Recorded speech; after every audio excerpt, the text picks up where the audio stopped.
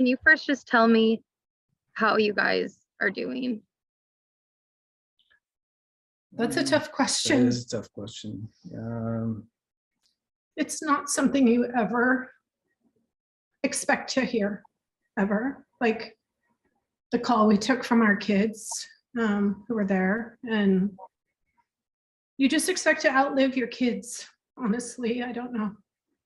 We're just trying to process it. It's not a call that you think that you're going to have to speak with the funeral home directors and the FBI and have it hit national news. I mean, we're more concerned, Ethan was a triplet, and that's a big thing. There's a couple of things. Ethan was a triplet, and that's the most important thing for us because we have these other two kids that are very impacted by this, and they need to be lifted up and cared for. And I think the other thing that's important to us is the reason why we've agreed to do this is, number one, you're local. And number two, it's important for us to get Ethan's story out. We don't really want anybody else representing him. And it's hard to have people speaking on his behalf. So we think it's best for us to do this. And you did say, of course, that he was a triplet, and looking through the pictures he sent, like you said, they seem to be always together. I mean, did they all go to high school and then college together also?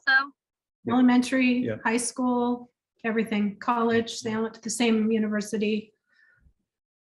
Yeah, I mean, everything. We travel, we play, we hike, everything we do is all of us together. I mean, we're a pretty tight family. Did you say that they were the ones that called you about this happening? Yeah. Yes. And then are you guys all back together now? We are. Yeah, we're in our home in northern Idaho, our summer home.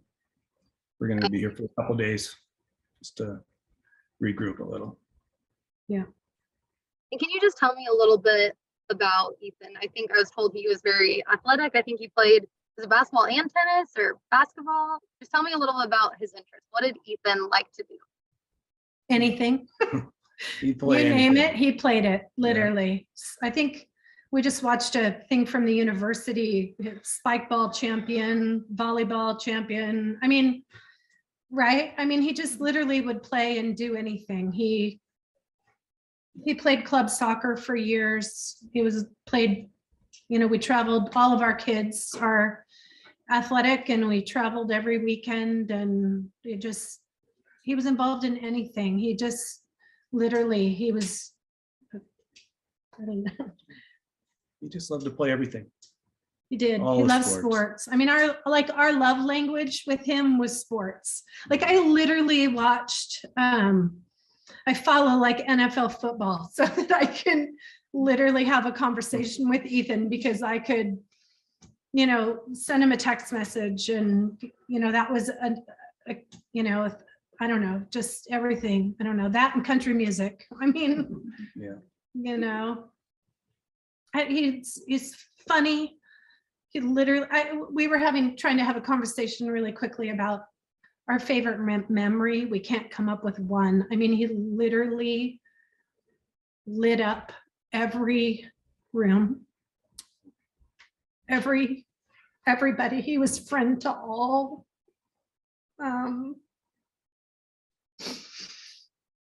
He was an incredible human. I mean, one of a kind, popular. I mean, not that that matters, but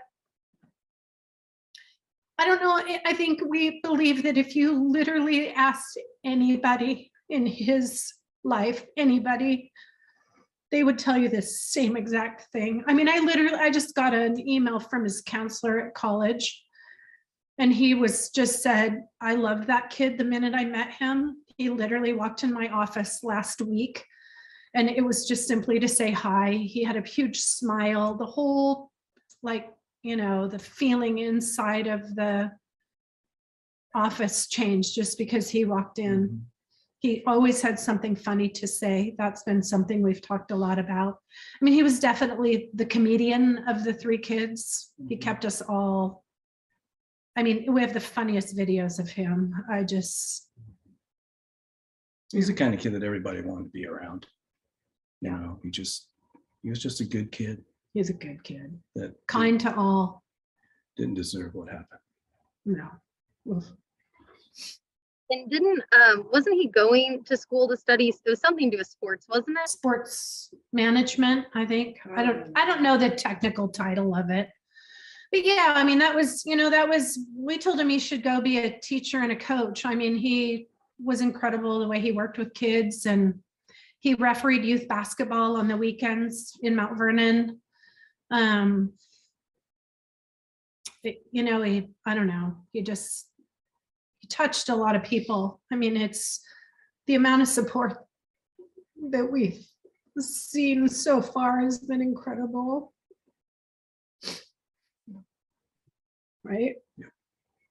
Our neighbors, everybody, it's incredible. I mean, we have messages from people that just are like, I knew him and he was incredible. Our daughter knew him, and all she talked about was how great he was. I mean, it's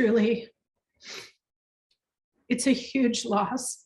We were at Parents Weekend last weekend with them, and Jim and I left that weekend, and as we pulled out of Moscow, we literally were like, we've done it. We've literally done it as parents. We've created 3 incredible humans that will go on and have something great to offer to this world. Honestly, all 3 of them. We literally had a conversation that we will no longer have to worry about these kids because we did it. What way, people can support you guys right now? It's an interesting situation because in all of your hardships in life, whatever you're going through, there's always like an outcome, like you get through it, right? Like, I don't know, whatever it is. This is something you wake up and you realize it's never going to go away, and it's very different. It's a very different. 2 a.m. is a dark hour, I can tell you that. We're all. And I guess just during this time, like I said, you guys seem very tight knit. Are you just like, what's going forward look like for you? I know that's a hard question right now, but I know it seems like you guys are really there supporting each other through this.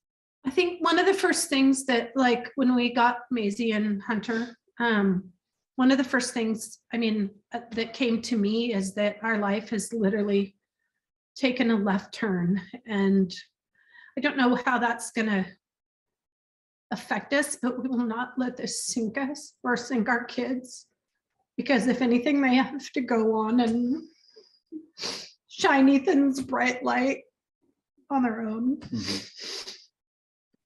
And I think it's that's all the questions I have right now, unless there's anything else you guys wanted to add.